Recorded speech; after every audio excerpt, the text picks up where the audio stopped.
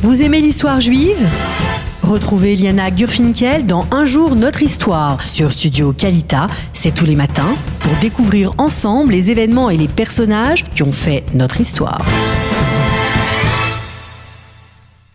Boker Tov, on est ensemble sur Studio Kalita ce matin dans Un jour notre histoire et j'aimerais vous parler ce matin d'un très très grand poète, le poète Yehuda Amichai qui est décédé le Kaf Gimel Elul, donc à la date d'aujourd'hui, et c'est donc de lui dont j'aimerais vous parler ce matin. Et je ne peux vous parler de Yehuda Amichai sans commencer par lire un de ses poèmes, ce poème qui s'appelle Touriste. Un jour, j'étais assis sur les marches près d'une porte à la tour de David.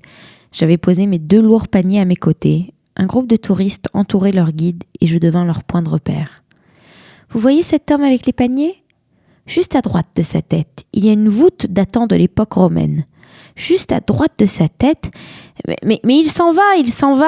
Je me suis dit, la délivrance ne surviendra que si leur guide leur dit « Vous voyez cette voûte datant de l'époque romaine ? Ce n'est pas important, mais à côté, à gauche, un peu vers le bas, un homme est assis qui achetait des fruits et légumes pour sa famille. » Voilà.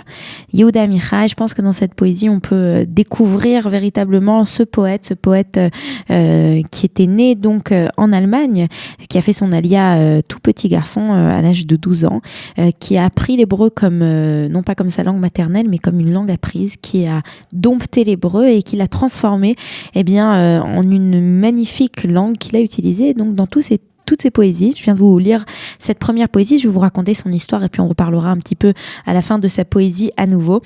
Yehuda Amichai, comme je vous l'ai dit, il est né en Allemagne dans une famille qui était dans le monde des chevaux, d'éleveurs de chevaux, et puis il émigre avec ses parents en 1935 puisque les persécutions nazies commence à être de plus en plus importante. Il arrive en Palestine mandataire en 1936 et c'est à 12 ans, comme je vous l'ai dit un peu plus tôt, qu'il va débuter son étude intensive de l'hébreu.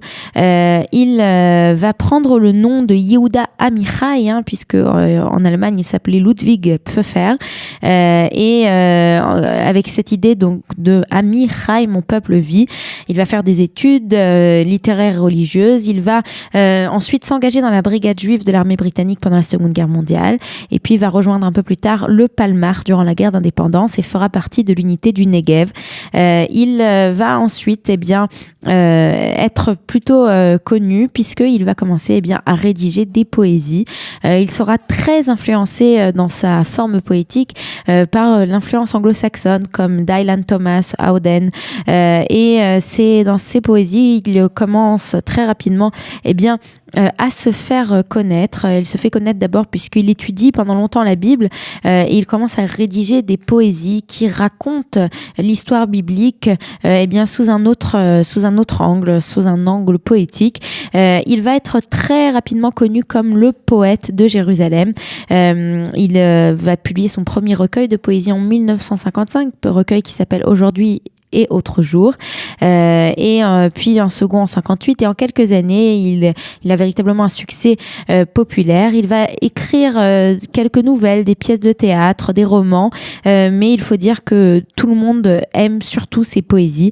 Il va énormément écrire sur Jérusalem, comme ce poème que je vous ai lu un petit peu plus tôt, qui parle en fait de la façon dont il faut voir le retour du peuple juif sur sa terre et qu'il faut parfois s'extasier un petit peu plus sur le retour du peuple juif sur sa terre que sur les restes archéologiques de l'histoire juive, et voir que parfois l'histoire juive avec un grand H se déroule au présent et non pas au passé.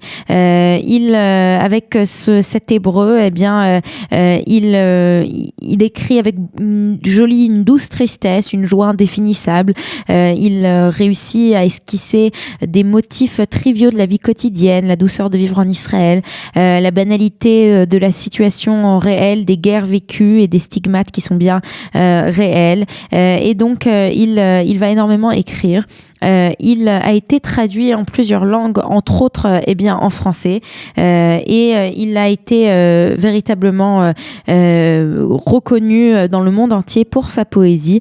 Il a été reconnu comme une des rares personnalités par son talent à pouvoir raconter sa propre histoire personnelle tout en la fusionnant d'emblée avec l'histoire de son peuple. C'est ce qu'a donc dit Edward Hirsch sur lui. Si vous vous promenez à Jérusalem, si vous êtes à côté d'Emek Rephaim, vous avez une rue qui s'appelle la rue Martin Luther King. Si vous remontez cette rue, vous allez arriver à une petite place, à la mémoire de Yehuda Amichai, qui a donc vécu à Jérusalem toute sa vie, à partir de ses 12 ans.